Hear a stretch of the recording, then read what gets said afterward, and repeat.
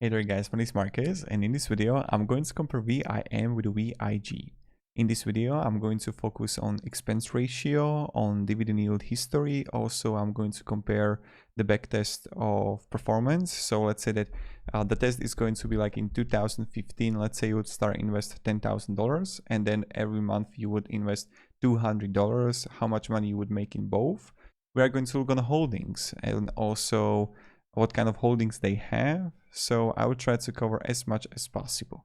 If you know any other ETFs that you want me to compare, share it down below in the comments and I'm really happy to make comparison video. And also another thing, if you want to learn how you can make more money with ETFs, like with TQQQ, a triple leveraged ETF, or you want to learn some new investment strategies, I created a course. You will find it down below. So without further ado, let's start. Here we are, VIM versus VIG. Both are issued by Vanguard and expense ratio is again same. Assets, the VIG got a little bit higher asset comparing to VIM and also higher average daily volume. Now you see that the underlying index is high dividend yield index on VIM and VIG got dividend growers index. Now we will get to it and how it impacts the holdings. I'm going to show you also the fund overlap on how it's overlapping. As I mentioned, expense ratio, performance, I'm going to also compare and show it to you. And let's go to the sectors and then we'll go to the fund overlap, backtest, dividend yield, and yada yada. So you see, VIM got a lot of financials, 22%, consumer, 14%, healthcare 13%, technology 10%. On the other hand, and industrial 9%. VIG goes with 20%, nearly 20% on technology, industrial 17.54%, healthcare 15%, consumer 15%, and consumer non 13%. When we look on the holdings, you can see clearly that, okay, we see the JP Morgan Chase 3.55%, here it's 3.72%, Microsoft Corporation right here with technology 4.45%, and you get Home Depot, Procter & Gamble Company, Bank of America Corporation, on VIG, we see Visa, Home Depot also, Oracle Corporation. And let's look on overlap, how it looks like. So when I come here and I'm going to write VIM with VIG and find overlap, look what we can find.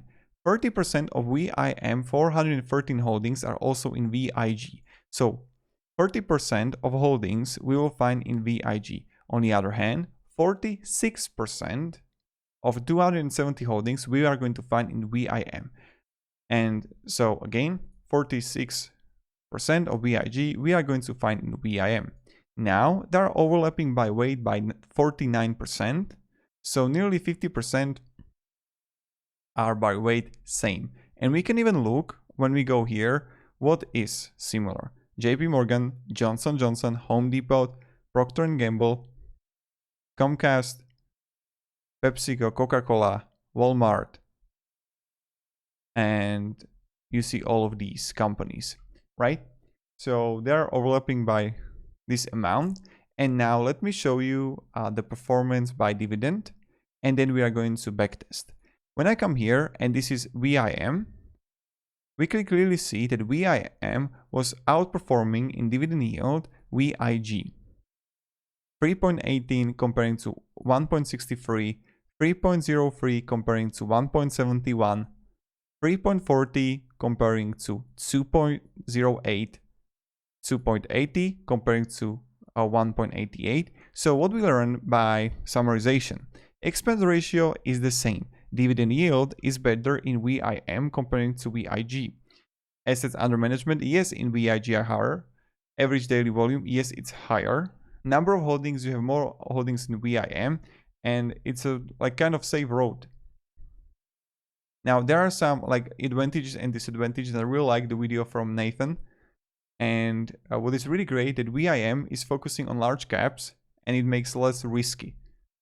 You see those companies, and because like many times some higher yielding funds which got like high dividend yield, they are focusing on funds that are like really risky. That yes, you get like 5, 6, 7%, but those companies can go out any day.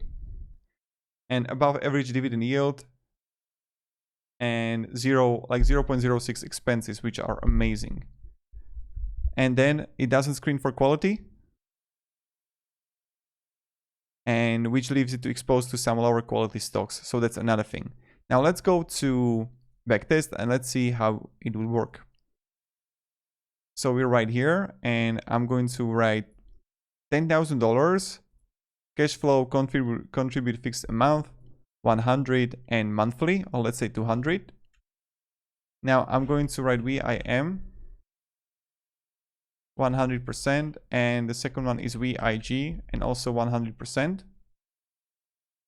And now analyze portfolios. So let's see the numbers.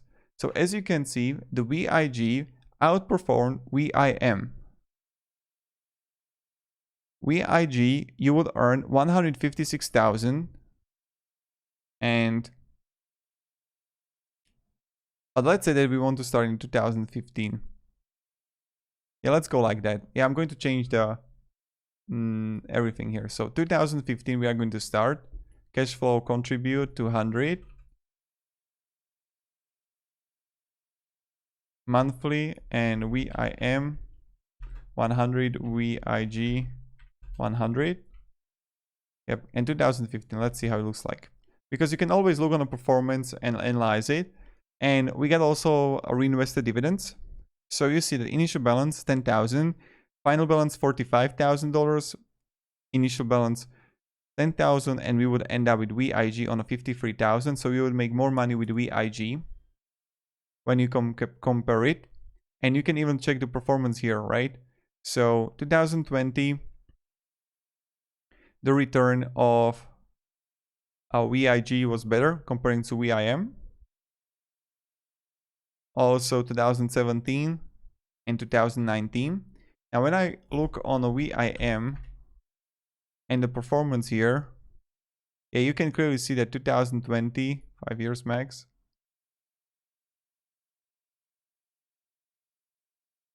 And when we look on VIG,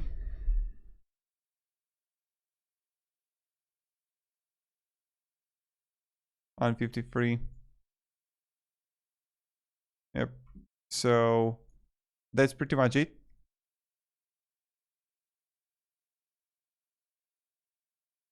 And yeah. So if you're gonna have any questions, guys, ask me down in comments. Let me down below your thoughts on both of these. Like, they're both great. Now, many people are saying that VIG with VIM long-term holds.